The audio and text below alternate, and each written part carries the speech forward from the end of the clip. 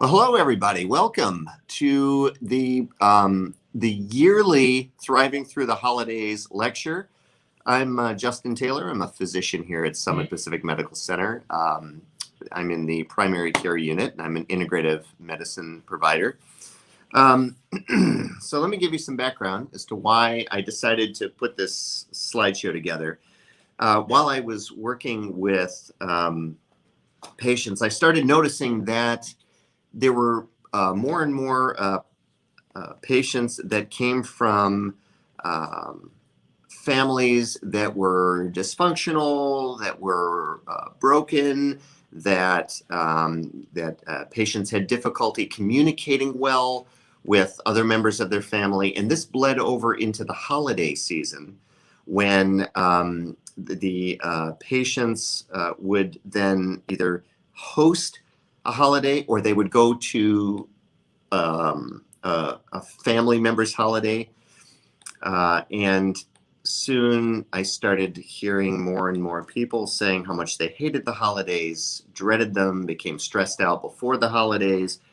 And so I put this slideshow together to help those of you out there who are not with the people that you love, either because you've decided that that's what you want to avoid, or because of restrictions that are being placed on you because of quarantine or COVID, or any other reason for that matter that you would not be getting together with family. My goal of the presentation was to help people reestablish the holiday season and to try to reinvent the holidays to a point where comfortable with the holiday as it's coming up and actually look forward to it. So if you find yourself being that kind of person that dreads the holiday season, we're going to dig into a little bit of that, try to figure out why that's the case. Obviously, we won't be able to talk back and forth, but you can think a little bit about what I'm talking about, try to connect with it. So this first slide I thought was kind of appropriate for this time. I did not have this slide last year. This is a World War II actually picture, and you can see the mistletoe there. It's totally appropriate. It fits the holiday season for this year, and so I wanted to add that in a very dark, humorous kind of way. The first picture I want to introduce is helping to identify the beginning of this presentation, which is basically looking back at the holiday season. Specifically, we're going to look at the Christmas time and kind of trace it back to how it all kind of developed, not from the origin of Christmas, but more so from the commercialized version of it. For most of us that are watching this slide presentation, this slide is appropriate. For some of us, it won't be, because some of us will have no idea where this is from. We'll look at the background and we'll perceive this as a very old, antiquated picture, which it is, and will not be able to associate with it. But for a lot of us, we can. This picture was taken from a movie called White Christmas. And the way that the picture is set up is designed to give you some idea as to how people celebrated during these times. So I've often told family members and other people that know me personally, I like old movies, and I like them because it gives us an opportunity to peer into the past and see how things used to be, not from the storyline, but from the way they dressed, to the kind of design they had in their homes, to how they used to interact at parties, etc. Not so much the storyline. Storyline's important with some instances, but not so much here. So this is a scene that depicts a certain feeling, right? And one of the most important things for this lecture is for you to be aware of those feelings you have inside as you look at pictures, because the initial feeling that you have is going to be your unconscious reaction to things. Okay, so this is our first picture, and this is the second. Now, this was from a Christmas card from the 1950s, talking about the way it was. So we're looking at this whole idea of what Christmas was supposed to be based on how they perceived it. So you have a Christmas tree, you have a fireplace, you have all the decorative features, and you have presents everywhere. Presents everywhere. Presents on the ground, presents hanging on the tree. However they did that, I'm not sure. But presents hanging on the tree, presents on the fireplace mantle, presents, presents, presents. All right, and for some of us, we remember this picture, which was a yearly event. When this show would come out every single year, we would sit down in front of the TV and we would watch it. And it was a wonderful depiction of Christmas, and it basically gave a spin on the Rudolph story. And what was interesting about this show is it began to talk about Christmas in a way that was unconventional. So up until this point, we had Santa, we had the reindeer, we had this idea that all of the elves work together to achieve a goal, and that is to provide presents to the children of the world, where everybody got something, right? This was a very interesting show because it began to challenge the concept of Christmas. So if you know this show, and if you remember it vividly, or if you don't, I'll review it a little bit. We have the main players, right? So we have Santa Claus on the right, we have Rudolph in the front, and we have the narrator, who was the snowman, right? He was kind of a neutral character. He didn't really play much. He was basically the narration. And then we have the elf to Rudolph's right was an important character, and we're going to talk a little bit about their relationship. And then we had Yukon Cornelius in the back, who was kind of a supporting character and kind of an odd character.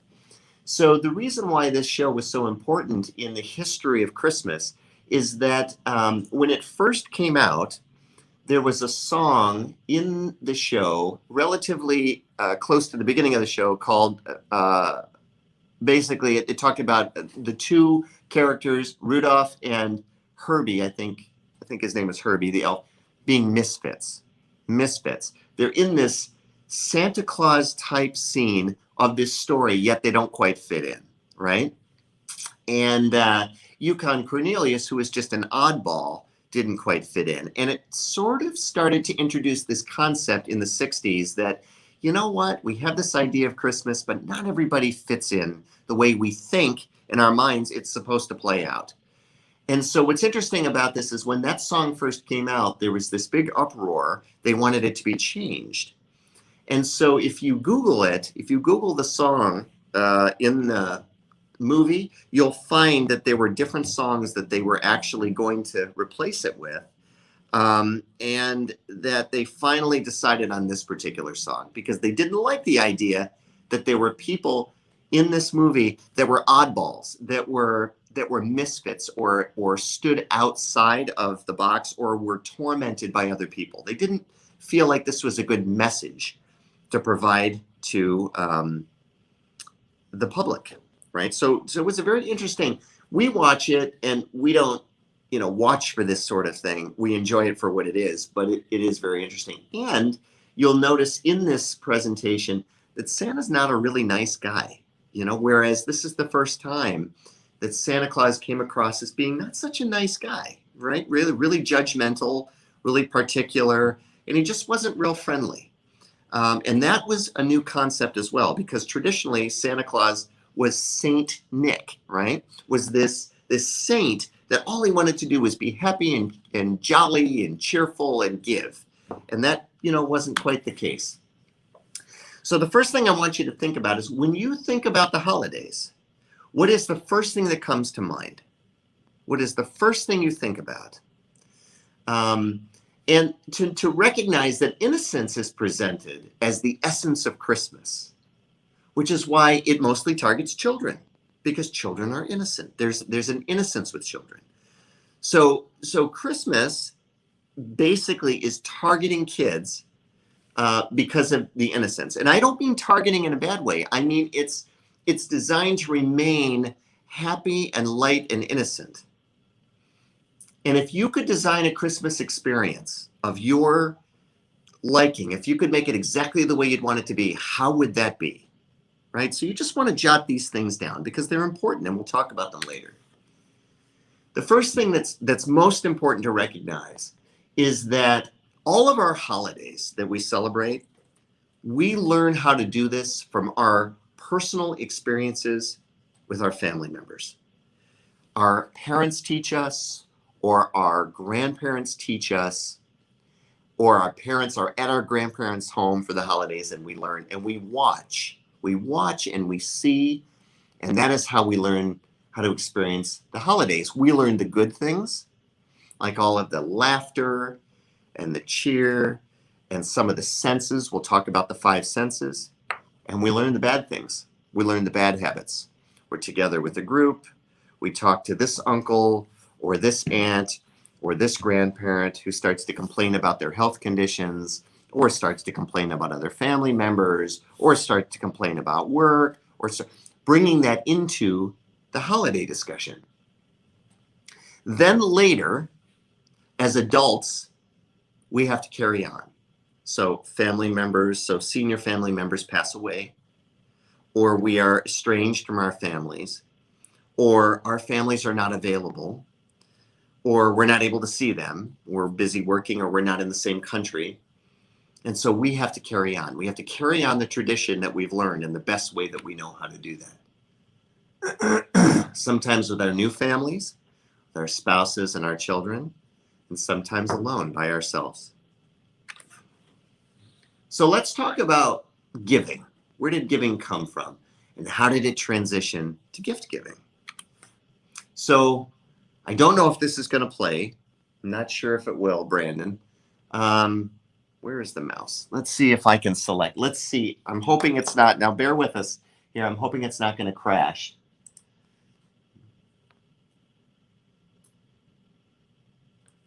And let's just watch this for a minute. I don't hear anything.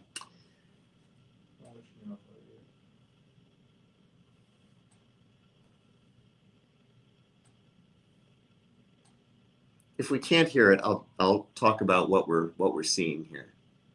Can you hear it, Brandon?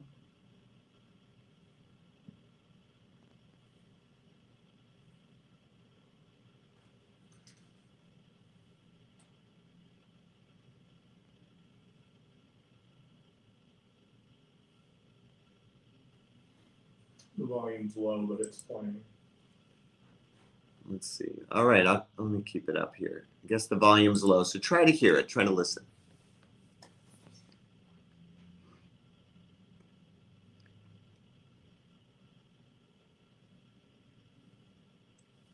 Did you get a chance to see it?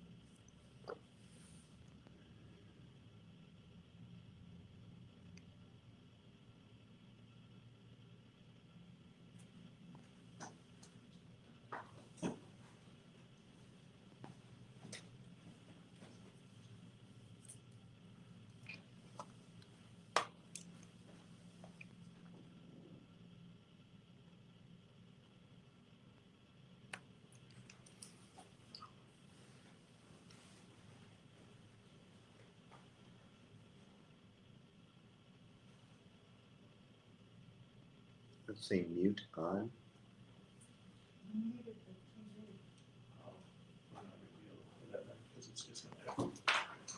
It's all right.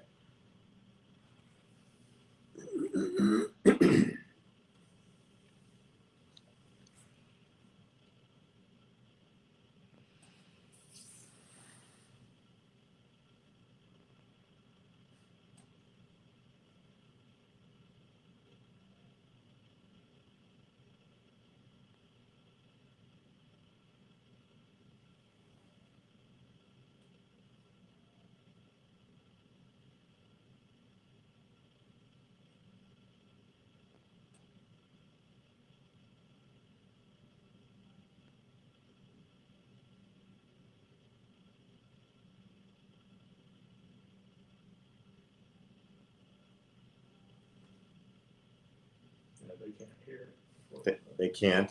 No.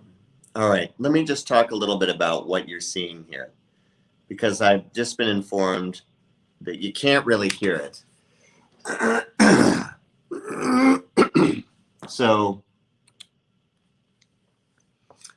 basically what you're seeing is you're seeing a bunch of movie stars from the 50s and the 60s, a compilation of pieces put together that's basically asking for giving in the form of money by buying stamps, which will then go towards a certain foundation. So the first one with Jack Webb was tuberculosis. The second one with Jerry Lewis was the muscular dystrophy. The third one with Doris Day, I think, was tuberculosis again. And this one may have also been tuberculosis. These were PSAs that were starting. I remember my grandparents used to have these stamps that they would collect on sheets. And they were, you would buy the stamps and the money that you would spend on the stamps would go towards these foundations. And this is how it all started. This is how it began. Now, if I can just get to, yeah, here we go. So let's talk first about why holidays at all. Why we even still have holidays, right? So interestingly enough, we as Americans, we work really hard. We work hard. We spend a lot of time here, long hours. It is now 5:50. Most of the people in this room have been here since early this morning and have been dedicated to working hard. And we do this 5+ days a week, depending on what we have to do for work. Holidays are a time designated to reflect on life and reflect on how hard you're working and your family and your relationships and your associations, etc. In Europe, what's very interesting is Europeans have a very different way of looking at holidays. Europeans have holidays that we don't have here.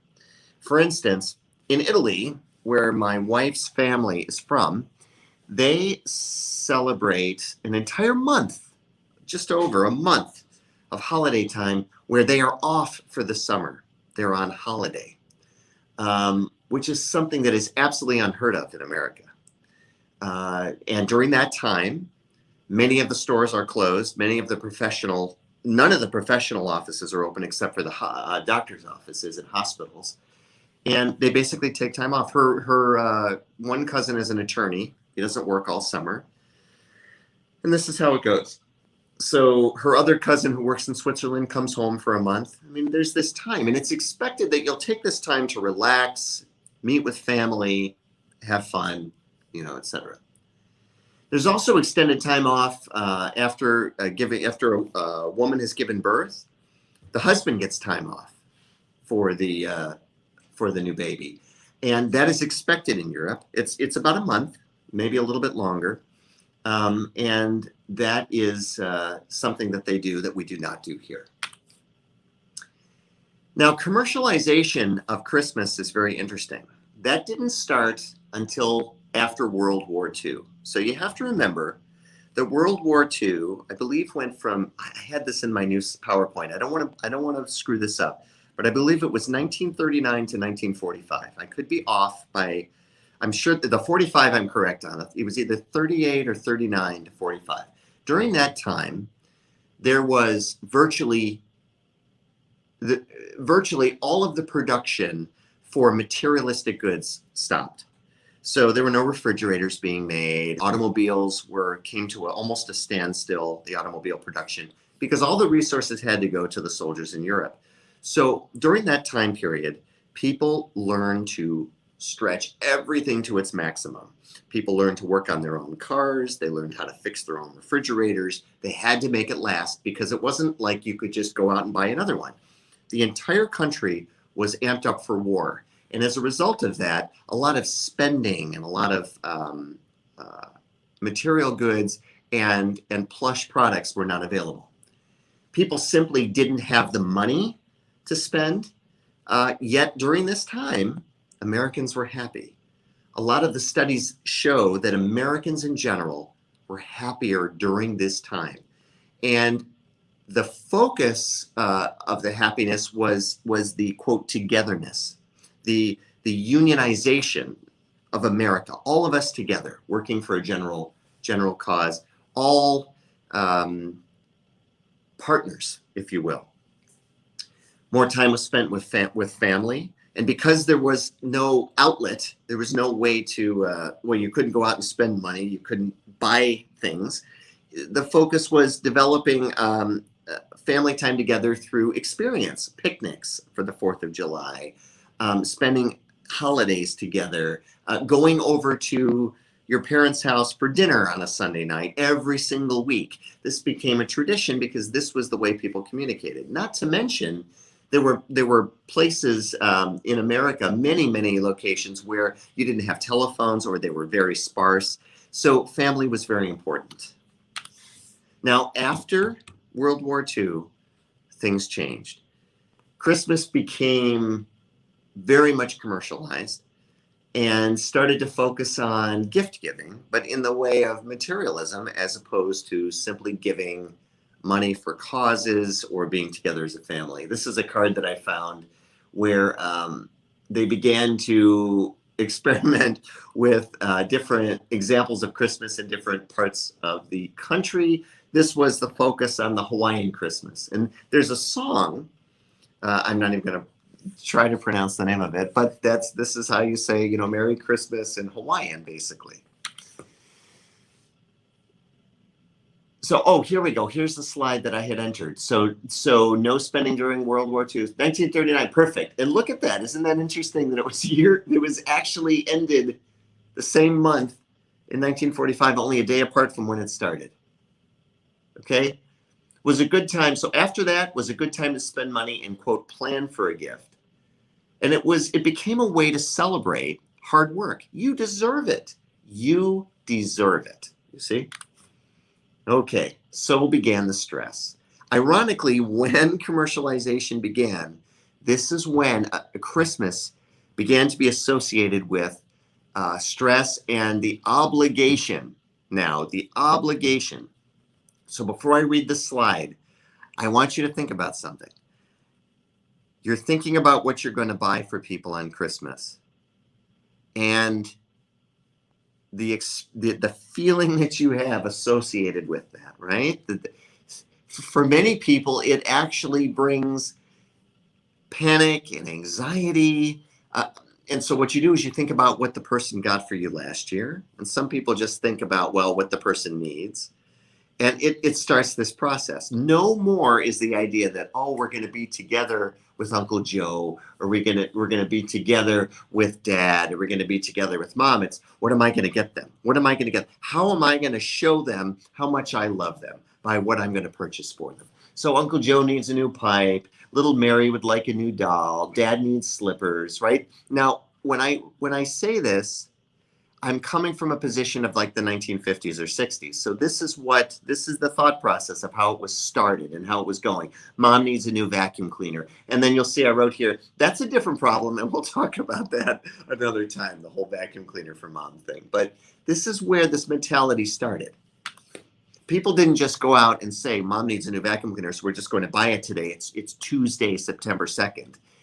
They saved up for it and they would buy it during the holidays. A television they would buy during the holidays. Things are much different now. So now let's back up. Let's say, okay, let's look at what makes the holidays good. Let's talk about the 5 senses first, okay, about the holidays. So that helps to enforce our beliefs. So smell, right, hearing, taste, touch, and sight. So let's start with Christmas trees. You take a look at this picture, you see snow, you see Christmas trees that are full of, some are flocked with snow, some are plain. And you immediately start to think, not so much with Reynolds aluminum, but you start to think about, oh, the smell of a Christmas tree, or the association with that, or putting up the ornaments for a Christmas tree. And hopefully that doesn't trigger a cascade of panic, because then that goes back to what you're going to buy for Christmas. But this is one of our abilities to see and to smell and to hear. And of course, Reynolds Aluminum came up with a wonderful idea to just completely forego the nature of a Christmas tree and buy an aluminum Christmas tree. Christmas dinner, sitting down together Christmas Eve for dinner or Christmas Day for dinner. The sounds, the smells of people's perfume or cologne, the same people that wear the same thing every time. The smell of the food, the music that's playing in the background, the sound of the dishes, the sound of the silverware. These all help to create your experience for Christmas. But your perception of Christmas and everything that you're seeing, touching, the feel of snow, the smell of a crisp cold day, right? The sound of bells like here, bells with a sleigh. These all help to manufacture your impression of Christmas. What I want to point out to you is this has manufactured your idea of Christmas in some way, but it is all only in your mind. It is all just a product of what you imagine and how you create Christmas to be. And that's important in our discussion later about how to divert some of these feelings that we had in the beginning, or thoughts that we have, or troubles that we have, divert them to a new direction so that we can reestablish our sense of the holidays without being invaded by intrusive thoughts or feelings which were tagged prior to this. So I want you to look at this picture, and I want you to visualize what you see here. So we have a horse and a sleigh. We have plenty of beautiful snow. We have a house with just enough snow on it to make it look cozy. If you look through the windows a bit, you can see some of the decorations through the windows. And this is from a movie, right? And it's giving us this picture of what a, quote, perfect Christmas is supposed to look like. But in actuality, it's not real at all. And this next slide I love, because this is where Bing Crosby, who's standing here watching as they're putting the set together, is ready to walk on the set. But you see, when we look at it, it doesn't look fake. It looks perfect. It looks like it's supposed to be. And then when we look at the set, we look and we realize just how fake it was. But the sense that we get when we look at the picture is this sense of comfort or calmness, or a reflection on what we see. But in actuality, it's not real. So I love this next slide. Go ahead and count the number of times that you see the letter F in the following sentence. You ready? I hope it doesn't give it away. There we go. Count the number of F's.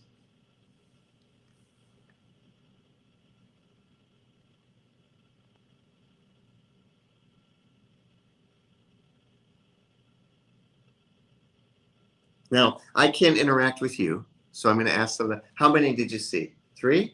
What do you think, Brandon?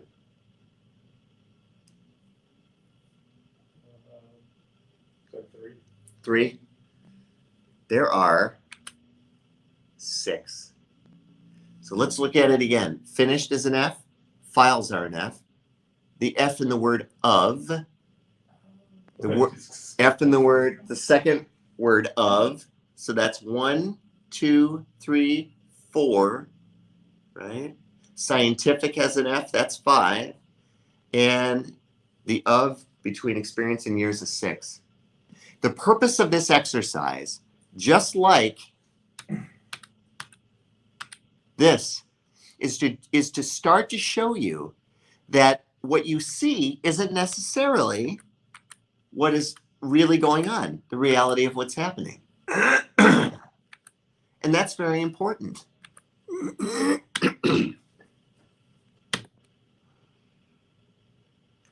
I'm going to sidestep to talk about this, and then we're going to talk about paradigms. So what does it mean to survive the holidays, and what does it mean to thrive in the holidays? We talked about this as a group before the slideshow was produced last year. There were a bunch of us. And the important piece that I'm trying to relay to you is that there's one thing just to survive, and there's another thing to thrive. Most of the time when I'm with my family, not my family here, but my whole family, some of the members of the family are surviving, and some of the members are thriving. And let's talk about that. What does it mean to survive? It means you're showing up, you're taking part in discussion, you're laughing, but you're not necessarily present. You're there, you're physically there, but your mind is elsewhere. Your actions between events are elsewhere. You're thinking about the next thing you're going to buy, the next party you're going to go to, the next thing you're going to do, the next. And I'm as guilty of it as anybody else, right? What does it mean to thrive in the holidays? It means when you're in a situation, you are noticing all aspects of the holidays and you're enjoying every step, even if you know it's not going to go the way you want it to go. You're hearing every noise. You're smelling every fragrance. You're recognizing everything that's happening. You're tasting the food and you're actually tasting it because you know that mom made it or grandma made it or grandpa made it or dad made it and it's their famous dish and you love it every year. And what is it that I love about this? And it's like when you lie down in bed and you're exhausted and you get that relief of, oh, it feels so good to lie down. That's what it means to be present. Present in this situation. And that is the goal. And if you can't be present in this situation, you need to do something to change it so that you can be. Otherwise, it's not therapeutic to be there. It simply is your way of pleasing somebody else just to be there, just to do something, but it's not really therapeutic for you. And the holidays, as you remember from our earlier slides, they're supposed to be therapeutic for you. Presence in this moment is not affected by troubles for that moment that is just past or the moment that is yet to come. That's what being present means, period. Your presence in the moment is not affected by troubles from that moment or those you anticipate. Geez, how are we going to get home? It's, the snow is falling and we're going to be marooned here. How are we going to, oh my gosh, how am I going to feed the dog? How am I going to do this? Or how am I going to do that? Or how much is this going to cost? Or, oh no, this just happened. Or my phone just failed. Or I forgot my charger. That's not being present. Being present is allowing all of those things to drop into the background. Now, we see this a lot. We watch this. In the movie A Christmas Carol, that's not really about a man who's stingy. That's part of it, right? Because if you watch it for the obvious reason as to why Scrooge is being punished by those three ghosts, it's because he's stingy and he's mean and they want him to be giving and to give and give and give and give material. But that's not really what it's about. It's about being present. At the end of the movie, the one with Jim Carrey, the one that came out a couple years ago, what does he say? He opens the window. He smells the air. He looks down and sees the beautiful snow. He enjoys jumping on the back of a carriage and sliding across the snow in his slippers. He comes down the staircase and he looks at that horrible woman that's his housekeeper who hates him, who talks poorly about him, and he sees the beauty in her, even though she's an, quote, ugly character of the movie. She's mean, right? He sees the beauty in her. He recognizes that he needs to be present for his nephew. It's about being present. It's not about sharing. It's about being there. Mankind, right? This leads us to this next part about paradigms. This is one of my favorite lessons that I ever learned in life, paradigms. You've heard the word. Do you know what a paradigm is? Do you know what a paradigm is without reading what it says, Brandon? Have you experienced it? Do you understand what it is? No. It took me a long time. I read this sentence over and over again. It took me forever. But I'm going to explain to you what a paradigm is in such a way that you'll never forget. A paradigm, let's read the definition, is a science and philosophy. In science and philosophy, a paradigm is a distinct set of concepts or thought patterns, including theories, research methods, postulates, standards for what constitutes legitimate contributions to a field. But I'm going to go further. It is these distinct concepts, thought patterns, theories, methods, postulates, and standards that actually guide our behavior. and keep us thinking a certain way. A paradigm is very simply this. It is your belief system. It is your belief system every time you walk into a situation, right? It's when you look at somebody who's doing something that you don't understand because it's not a part of your belief system. And it's that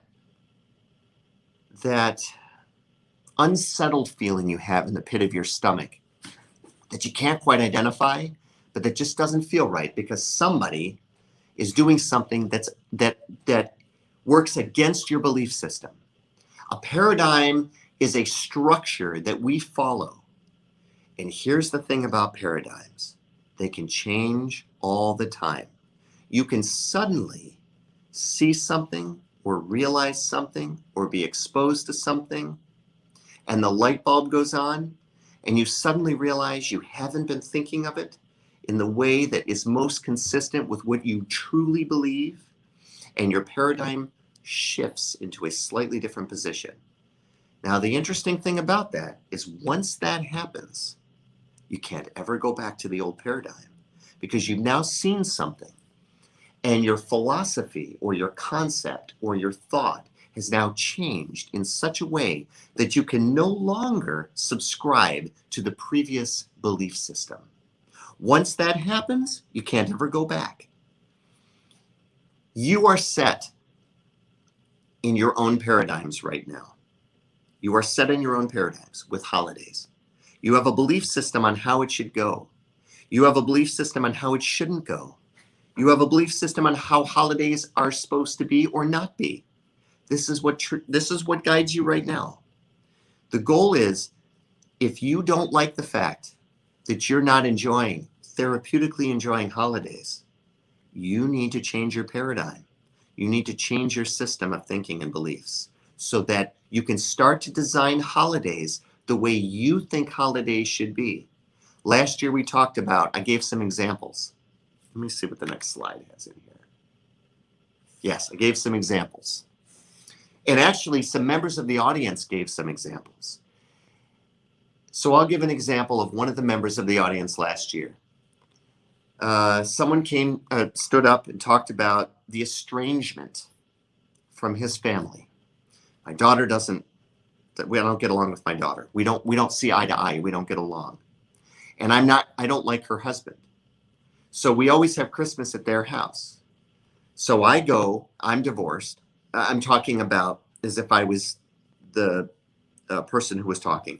I'm divorced and I go to their house. And as I'm pulling up in the driveway, I get this knot in my stomach and I get anxious and I'm prepared.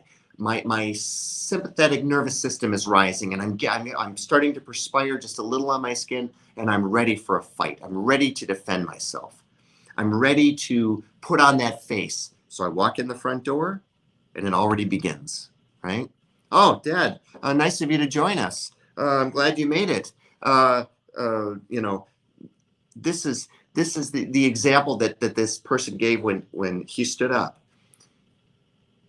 This was his paradigm as to how this was going to go because he believed that this was going to happen. And because he believed it wholeheartedly, his response to it and how he reacted to it became life. What he realized was going to happen happened. Oh, Dad, nice of you to join us. His response was automatic. It was the way it always has been. He got into a fight with her, ended up leaving early, and he manifested exactly what he believed was going to happen. So here's an example. Let's first talk about where we learn our paradigms, and then I'm going to give some other examples later in the slides to go over how you can divert that and respond. So parents teach us our paradigms. Like I was talking about earlier, you sit down, we can all think about it. So I'll give you some examples. So whenever I see my uncle and we sit down and we talk, he always talks about his health problems. So we go to breakfast, we have a holiday, we celebrate, we sit down. Yeah, my this acts up and this is acting up and I don't know about this and about the and then he goes on to politics and stock market. You know how the stock market's really bad. I don't know if it's going to work out. Constant problems in a time when we should be talking about happy things, right? So we listen to this as children. We listen to this. This becomes normal. If we go to a friend's house or we go to a girlfriend's house or a boyfriend's house and we don't hear this, it feels strange to us. The holiday doesn't feel right. Personal experiences reinforce or conflict with our paradigms. This is the man driving up in the driveway. He already knows what's going to happen, and it does. So personal experiences reinforce this over and over again, right? So let me pull up another movie. So the Polar Express, the last little boy they picked up, the last one, gets on the train, sits down. Towards the end of the movie, they're at the North Pole. The kids go back into the back and they say, you have to come with us. You can't sit here alone. You have to come with us to see Santa Claus. And what does the little boy say? Christmas just doesn't work out for me. And they say, come on with us. You can't sit here alone. But Christmas just doesn't work out for me. So this is a paradigm. This is a paradigm of belief. It doesn't matter that this little boy is in a totally different environment, right? Totally different place. Never been here before. Never seen anything that's around him. He goes right back to his paradigm. Well, there's no reason to come out into this new environment with this new experience because it always works out the same way. Works out badly. This is an example of what he has experienced over and over again, which he manifests through his paradigm to become reality. Friends can influence our ability to realize a paradigm and sometimes maintain a paradigm, right? So friends will do this often. You'll go and you'll share some idea with a friend. Hey, listen, I just wanted to let you know that I just got this new job. I am so excited about it. I just can't wait. And they look and they say, well, what the heck do you want that for? That sounds awful to me. It starts to cause doubt within you. Well, maybe I made a mistake. Maybe this wasn't a good idea. Or, you know what? I'm going to go out for class president. I'm going to go out for the cheerleading team. I'm going to go out for, oh, you'll just be one of those then. Oh, you'll just be like that then. Or I'm going to do this. These preconceived notions, this doesn't pertain just to the holidays, but it affects how we see the holidays because we take them with us into an experience. Here are wonderful examples of paradigms. You ready? Kind of out of order from where we were talking about this. I'm a loner. I've always been a loner and I'll always be a loner. That's why I don't like holidays. I don't like people. That's my favorite. When I see patients and they say, well, I don't like people. It's not the human race, the human species that you don't like. It's something about your experiences with other people that you don't like, right? I'm a loner. I've always been and I always will be. Yeah. We don't celebrate the holidays. It's too expensive. Right? We don't celebrate the holidays. No one ever gets along. I hate Christmas. I actually heard someone this year say that to me. I hate Christmas. I'm just not into it. I love that conversation because 99.9% of the time, it always goes back to finances. Do you know that 80% of the population goes into debt after Christmas? Is that really necessary? Is that really going to make your relationships with the people that you see during Christmas closer? No way. How long does this last? How long does this phone last? What, a year, maybe 2? That's all. The gifts have no permanent meaning whatsoever. But yet we put ourselves on the line financially, causing stress for us for the whole year thereafterwards, just to do what we think is right to try to enforce this positive sensation over the holidays. Bad things always happen on the holidays, so we don't celebrate them, right? I've run into a couple situations with patients where they tell me such and such, my mother died on the holiday, my father died on the holiday, my brother was killed on the holidays. This is a hard one to get over because it sets in stone a type of paradigm that, you know what? Holidays mean disaster. That is a very hard one to get over. Very, very difficult. And so it's important that you reframe. So let's start by finding those things that we love the most. When you start to find that you're talking about the holidays and you're having a difficult time, you stop. You start by finding those things that you love most about the holidays. Go back to your 5 senses. Boy, I sure love the smell of a Christmas tree. I love the smell of a Christmas tree. Immediately, if you start to think about the gifts under the tree, which then triggers you to start to think about finances, stop. That's not what you're talking about. You're talking about the Christmas tree. That's all you're talking about. Not ornaments, not tinsel, nothing else, just the tree itself. Think about how it smells. Think about what it looks like when it's there, day after day after day. Think about it. If you put up a Christmas tree at night, just go in the room and sit before Christmas when the lights are up and all your lights in the room are dark. Just sit and look at it. Think about it. Think about what you're looking at. Start with immersing yourself in the 5 senses. I am really, really good with scent, with smell. Smell will take me back to, and actually smell is the strongest sense we have. It will take you to a place. It will take you to a good place. It will take you to a bad place. I used to have a girlfriend that there was a particular perfume that she wore, and she had gotten into a car accident and she almost died. And if she smelled that perfume on someone else, she would get physically nauseous. And she knew it had nothing to do with it, but literally she would get physically nauseous. She even vomited a couple times after she would smell it on someone after the accident because it was so severe, the accident. So I found a cologne that was very old that one member of our family used to wear years ago, and I wore it to my parents' house. I took it to my parents' house and I wore it through the Thanksgiving. And my mother actually, it brought up memories for her. I remember that. And it brings up a whole flood of ideas. It suddenly transports you to that place again where I can visualize the room. I can see where the person was standing. I remember the food on the table. I even can remember what song was playing. So you find those things about the holidays that you remember most. And start with these 5 senses. Taste, touch, what the tree felt like, what it smelled like, the food that you ate, your favorite dish. I can remember my mother's cranberry sauce. I remember that. The orange and the clove that was in it. My mouth waters, physically waters when I think about it because I'm there in my mind. So leading the holidays, not following them. Devonshire moment. So I don't know if my brother's out there listening, but I had mentioned that he should pull it up. Because I told him there was a memory that I had that he is unaware of that I wanted to mention here on the screen. He's completely unaware of this. I don't think I ever talked to him about it or my sister, but it's an interesting moment for me. So I grew up, my parents were divorced when I was very young. And at some point in my youth, about 15 years old, I went to live with my dad.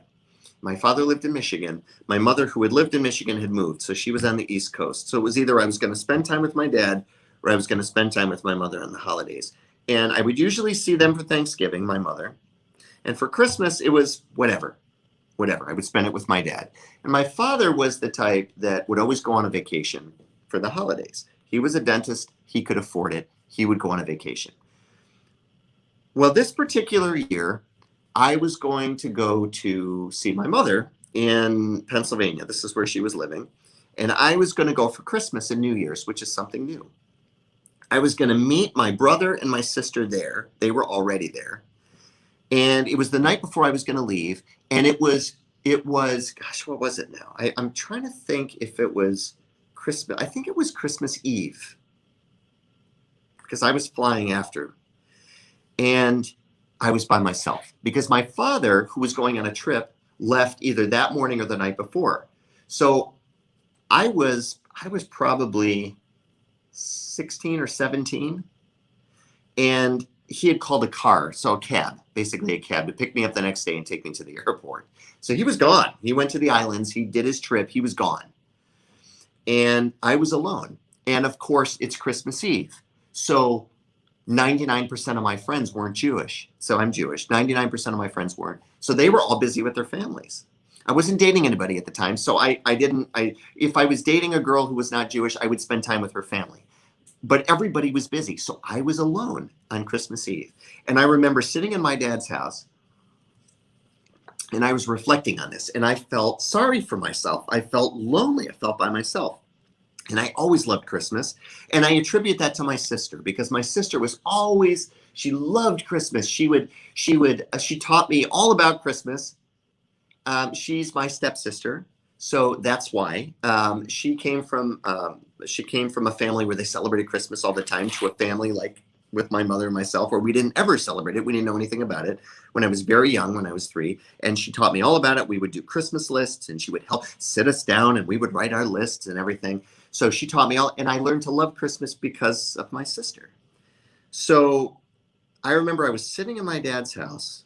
I was by myself, and this moment came over me. At 16, I said, I can sit here and be lonely and be upset that I'm by myself, watch TV and completely ignore this, or I can get in my car, because I had an old car, and I can drive around and look at Christmas lights and experience a very non-materialistic approach to Christmas. Experience this on my own. So I got in my car and I drove across town to where my brother and sister lived.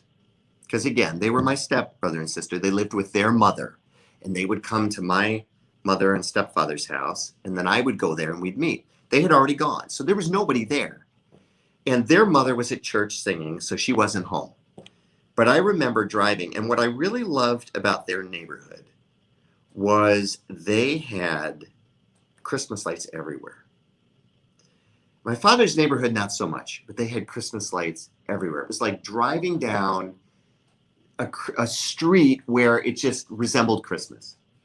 And I remember driving down their street, and there was snow everywhere, and they had the luminaries, is that what they're called? Luminaries? All down the entire street. It went from the beginning of the entrance all the way down the end to the end. And I drove down that street, and this sense of peace came over me. I saw all these beautiful candles in bags all down the street with these wonderful lights and these colors and the snow. I even put the window down. And I drove slowly through the neighborhood, and this sense of peace came over me. And I remember realizing in that moment, you see, there is no expected form of Christmas. Christmas can be any way you want it to be. The holiday can be anything you want it to be, whenever you want it to be. And it was a moment for me that defined how I was going to move forward. And from that point on, if I wasn't in the exact scenario that I imagined that I should have been in that moment, I began to design my own scenario. So when I was a little bit older, my dad was spending time with a significant other or friend, and it was less than a desirable opportunity. I couldn't go see family. I couldn't travel anywhere. I would do it myself. We would go places. We would do things. We would put ourselves in situations where there was a very Christmassy scene. One time we went to a town in Michigan called Frankenmuth around Christmas time. We actually created our own experience. I am not special. I am no different than you are. If you have an experience for Christmas that is less than desirable, you can do the same thing. You just have to be committed to saying, I am not going to allow these negative feelings to enter. I am going to redesign this and create this myself, and this is how it's going to be, period. And that's it. That's the slideshow. Now, there were some comments people made. Did you see any of them? Yeah, most of them were just sort of commenting about the, basically what you were talking about with belief systems and things like that. And Brad says belief systems, that's something that we can change, and he's guilty of that. And then like the last slide or so, Adrian brought up Devonshire. She says the whole neighborhood would line up their driveways. I totally forgot about that. The neighborhood association. That's my sister. That's my sister. Yeah. And if you're out there and you're listening, yeah, I completely attribute my joy of Christmas to you. And I don't think I ever told her that. It's so important. It's so important. There's just no better way to start to experience the holidays in the way that you know how. And there are so many unhappy people out there, and so many people that are tortured by what they think the holidays are supposed to be like. And your children will just follow you. When you teach them, they will follow you. They will learn to experience something different. They will. Thank you very much for joining me tonight. I think we did run a little over, but I really appreciate your attention. And you know where to reach me. I'm here at Summit Pacific Medical Center. If you have any questions or concerns, feel free to reach out.